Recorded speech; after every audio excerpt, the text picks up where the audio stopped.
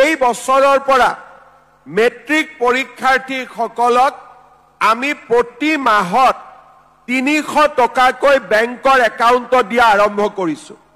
আজি তোমালোক class 9ৰ student, তোমালোকে যেতিয়া ক্লাছ 10 পাবা, মেট্ৰিকৰ ফৰ্ম ফিল আপ কৰাৰ লগে লগে তোমালোকক আমি মাহত 300 টকাকৈ দি থাকিম।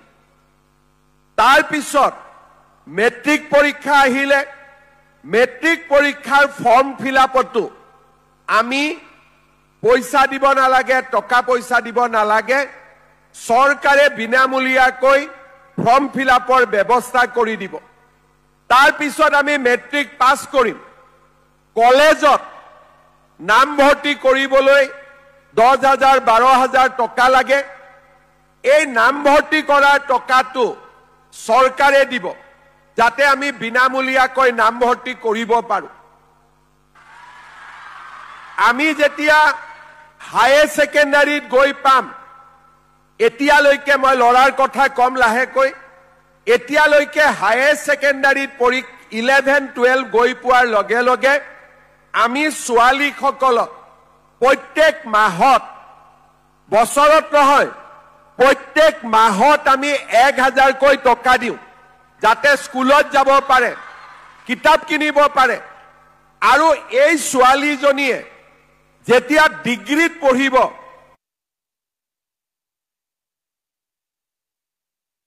টকাকৈ দিওঁ। আৰু যেতিয়া ছোৱালীজনী বিশ্ববিদ্যালয়ত পঢ়িব, ছোৱালীজনীক আমি 2,500 টকাকৈ মাহত আমি দিওঁ। এতিয়া ল'ৰাবিলাকে মোক কৈ আছে যে মামা, আমাৰ কাৰণেও আপুনি যেনেকে ছোৱালীক নিযুত মইনা আঁচনি দিছে, আমাৰ কাৰণেও এটা বাবু আঁচনি এটা দিয়ক। কেইদিনমানৰ ভিতৰতে আমি ল'ৰাসকলৰ কাৰণেও এটা নতুন বাবু আঁচনি এটা দিম, যাতে তোমালোকৰ পঢ়া শুনাৰ দায়িত্ব আমি চৰকাৰে ল'ব পাৰোঁ। তাৰ পিছত এইখিনি হ'ল আৰ্থিক কথা, কিন্তু আৰ্থিক কথাৰ লগে লগে আমি আৰু কাম কৰি আছো। আমাৰ স্কুলবিলাক আমি লাহে লাহে 8 কোটিকৈ টকা দি, 6 কোটিকৈ টকা দি আমাৰ স্কুলবিলাক আমি নতুনকৈ নিৰ্মাণ কৰাৰ কাম আৰম্ভ কৰিছো। চাহ বাগিচাত ল'ৰা ছোৱালীয়ে যাতে পঢ়িব পাৰে, আমি চাহ বাগিচাত হাইস্কুল নিৰ্মাণ কৰিছো, হায়াৰ ছেকেণ্ডাৰী নিৰ্মাণ কৰিছো। কলেজত যাতে সকলোৱে চিট পায়, আমি নতুন নতুন কলেজ নিৰ্মাণ কৰিছো। আমাৰ ল'ৰা ছোৱালীয়ে যাতে ইউনিভাৰ্চিটিত পঢ়িব পাৰে, আমি নতুন নতুন বিশ্ববিদ্যালয় নিৰ্মাণ কৰিছো। আমাৰ ল'ৰা ছোৱালীয়ে যাতে মেডিকেল পঢ়িব পাৰে, আমি অসমত 25খন মেডিকেল কলেজ বনাই আছো, 15খন হৈ গ'ল। ইঞ্জিনিয়াৰিং কলেজ কৰি আছো, যাতে দুখীয়া ল'ৰা ছোৱালী, মধ্যবিত্ত ল'ৰা ছোৱালীয়ে সকলোৱে নিজৰ সপোনবিলাক পূৰণ কৰিব পাৰে। এতিয়া বহুতে কয় যে পঢ়া শুনা কৰি আমি কি কৰিম? আমি কি কৰিছো যে পঢ়া শুনা কৰাৰ পিছত আমি ল'ৰা ছোৱালীক মেৰিটৰ ভিত্তিত চৰকাৰী চাকৰি দিছো। আজি আমাৰ অসমত তোমালোকে দুদিন পিছত স্কুলত পঢ়িবা, সেমি কণ্ডাক্টৰ চিপছ আমি নতুন নতুন উদ্যোগ আনিছো। অসমতে আমি মোবাইল ফোন নিৰ্মাণ কৰা কাৰখানা খুলিব খুজিছো। আমি অসমতে আমি বাহৰ পৰা এৰোপ্লেনত উৰিব পৰা তেল নিৰ্মাণ কৰাৰ ধৰণৰ আমি নতুন নতুন উদ্যোগ স্থাপন কৰিব খুজিছো। কাম আৰম্ভ হৈ গৈছে। আজি আমাৰ অসমত যাতে নতুন প্ৰজন্ম, তোমালোক যেতিয়া ডাঙৰ হবা, প্ৰত্যেকজন ল'ৰাই অসমত যাতে কিবা এটা কৰিব পাৰে, তাৰ বাবে আমি অসমত উদ্যোগীকৰণ, কৃষিৰ উন্নতি, হৰ্টিকালচাৰ, ভেটেনাৰী সকলো দিশতে আমাৰ ৰাজ্যখনক আমি আগুৱাই লৈ যোৱাৰ পৰিকল্পনা কৰিছো। যোৱা 5 বছৰত আমি এনেকৈ অসমৰ ছাত্ৰ ছাত্ৰীৰ বাবে নিৰন্তৰ কাম কৰিছো আৰু ইয়াৰ ফলাফলো আহিছে। প্ৰাথমিক বিদ্যালয়ত 6% ল'ৰা ছোৱালীয়ে স্কুল এৰি থৈ গৈছিল। আজি আমি তাক 4% নমাই আনিব সক্ষম হৈছো। এমই স্কুলত 8% ল'ৰা ছোৱালীয়ে স্কুল এৰি থৈ গৈছিল। এতিয়া আমি তাক 5% নমাবলৈ সক্ষম হৈছো আৰু উচ্চ মাধ্যমিকত 25% ল'ৰা ছোৱালীয়ে স্কুল এৰি থৈ গৈছিল। তাক আজি আমি 17% নমাবলৈ সক্ষম হৈছো। অৰ্থাৎ আমি লোৱা প্ৰচেষ্টাবিলাকে আজি কৰবাত নহয় কৰবাত আমি সফল আৰু প্ৰভাৱী হোৱাৰ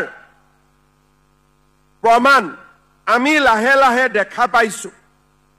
মই এটাই কথা ক'ব বিচাৰো, যি ল'ৰা ছোৱালীৰ একাগ্ৰতা থাকিব, অধ্যাৱসায় থাকিব, ইচ্ছা শক্তি থাকিব, আমি সকলোৱে জগত জয় কৰিব পাৰো।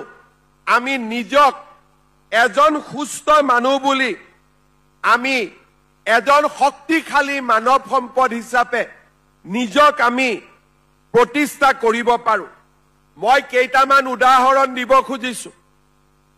আজিৰ পৰা 10 দিন আগতে মোক ভাৰতৰ প্ৰধানমন্ত্ৰী নৰেন্দ্ৰ মোদী ডাঙৰীয়াই ৰাতিপুৱা 5:30 বজাত ফোন কৰিছিলে। ৰাতিপুৱা মোৰো টোপনিতে আছিলো, ফোন বাজিলে মই ফোন উঠালো। মোদী ডাঙৰীয়াই মোক ফোনত ক'লে যে হিমন্ত, তই এবাৰ চিমুক লগ পাই লবি। তেতিয়া মই মনতে ভাবিলো যে মোক ভুলতে ফোন লগালে নেকি, কাৰণ মইতো কোনো চিমুক চিনি নাপাওঁ। তেতিয়া প্ৰধানমন্ত্ৰী ডাঙৰীয়াক মই আকৌ এবাৰ সুধিলো যে প্ৰধানমন্ত্ৰীজী, मैं हिमंत बात कर रहा हूं, मैं हिमंतই কৈ আছো। তেতিয়া মোদী ডাঙৰীয়াই মোক ক'লে মই তোকে কৈছো। মই ফোনটো থলো। মোৰ চিন্তা হৈ থাকিলে যে সিমু কোন, কাৰ কথা ক'লে, কবাত কিবা গণ্ডগোলে লাগিলে নেকি। কাকো ফোনো কৰিব নোৱাৰো। তেতিয়া ৰাতিপুৱা 5:30 বাজি আছে। মই যেনে তেনে টেনচনত, যেনেকে তোমালোকক শিক্ষকে কেতিয়াবা খং উঠিলে তোমালোকৰ ভয় লাগে, টেনচন হয়, আমাৰো প্ৰধানমন্ত্ৰীয়ে ফোন কৰিলে আমাৰো ভয় লাগে, আমাৰো টেনচন হৈ থাকে। মই যেনে তেনে 3 ঘণ্টা পাৰ কৰিলো। প্ৰধানমন্ত্ৰীৰ কাৰ্যালয় 9:08 খোলে। মই ফোন কৰিলো যে ৰাতিপুৱা মোক প্ৰধানমন্ত্ৰীয়ে ফোন কৰিছিলে, সিমুক লগ পাব ক'লে, মোক অলপ জনাব পাৰিব নেকি কোন সিমু। তেতিয়া মোক তেওঁলোকে ক'লে যে সিমু মানে সিমু দাস। কোন ছোৱালী? অসমৰ এগৰাকী ছোৱালী। যোৱাকালি প্ৰধানমন্ত্ৰীক লগ পাইছিলে। কিয় লগ পাইছিলে? যে এইবাৰ ৱৰ্ল্ড ব্লাইণ্ড ক্ৰিকেটত ইণ্ডিয়া চেম্পিয়ন হৈছে আৰু চেম্পিয়ন ইণ্ডিয়া টিমত অসমৰ সিমু দাসেও খেলিছিলে। যোৱাকালি প্ৰধানমন্ত্ৰীয়ে তাইক লগ পাইছিলে আৰু তাই অসমৰ কথা কৈছিলে, সেইকাৰণে আপোনাক লগ কৰিব দিছে। মই বুজিলো যে ময়ে নাজানো অসমৰ ছোৱালীয়ে ইমান নাম কৰিছে, কিন্তু প্ৰধানমন্ত্ৰীয়ে জানে। নিজকে মোৰ অলপ অপৰাধী যেনো লাগিলে। সিমুক মই ফোন কৰিলো যে মা এবাৰ গুৱাহাটীত আহা। সিমুৱে ক'লে মোৰ 3 দিন ইয়াত কাম আছে, মই অমুক তাৰিখে গৈ আপোনাক লগ পাম। 3 দিন আগতে সিমুৱে মোক লগ কৰিলে। মই সিমুক সুধিলো তোমাৰ ঘৰ ক'ত? মোৰ ঘৰ নগাঁৱৰ কঠীয়াতলিত। কেনেকে তুমি ক্ৰিকেট খেলিলা? বোলে মই সৰুতে মোৰ এটা বিশেষ জ্ঞান আছে যে মই চকু দি দেখা নাপাওঁ, কিন্তু কাণেদি মই যি শুনো তাক মই কেপচাৰ কৰি লওঁ। কাণেদি যি শুনো তাক মই নিজে নিজে মুখস্থ ৰাখিব পাৰো। মোৰ এই সৰুতে কেইজনমান মানুহে মোৰ এই গুণটো দেখা পাই মোক গুৱাহাটীৰ মনফৰ্ড স্কুললৈকে লৈ আহিলে। মই 2 বছৰ তাতে পঢ়িলো। তাতে মোক কোনোবাই ক'লে যে মই দিল্লীত যাব লাগে চাব গোটেই ব্লাইণ্ড ছোৱালী অন্ধ ছোৱালী দেউতাক মাক লগত নাই নিজে নিজে মনফোৰ্ড স্কুলৰ পৰা তাই দিল্লীত গ'ল দিল্লীৰ এখন ব্লাইণ্ড স্কুলত নাম লিখালে তাতে তাই গম পালে যে ব্লাইণ্ড ছোৱালীয়ে ক্ৰিকেটো খেলে সিনিয়ৰৰ লগত তাই ক্ৰিকেট খেলিবলৈ গ'ল আৰু এইবাৰ ৱৰ্ল্ড বিশ্ব চেম্পিয়নশ্বিপত তাই ইণ্ডিয়ান টিমত পাৰ্টিচিপেট কৰিলে আৰু ভাৰতলৈ নাম কঢ়িয়াই আনিলে তাৰ মানে ইচ্ছা শক্তিয়ে উইল পাৱাৰে আমাক কিমান দূৰলৈ লৈ যাব পাৰে অসমৰ মানুহে আমি নাজানো খেলিলে অসমৰ পৰা গ'ল দিল্লী পালেগৈ দিল্লীত খেলিলে আৰু অসমৰ মুখ্যমন্ত্ৰীয়ে নাজানে প্ৰধানমন্ত্ৰীয়ে তাইক লগ পালে আৰু মোক প্ৰধানমন্ত্ৰীয়ে ক'লে যে তই তাইক লগ কৰিবি তাৰ মানে সৰু পৰিয়ালত জন্ম হৈ আমি কিমান ডাঙৰ কাম কৰিব পাৰো তাৰ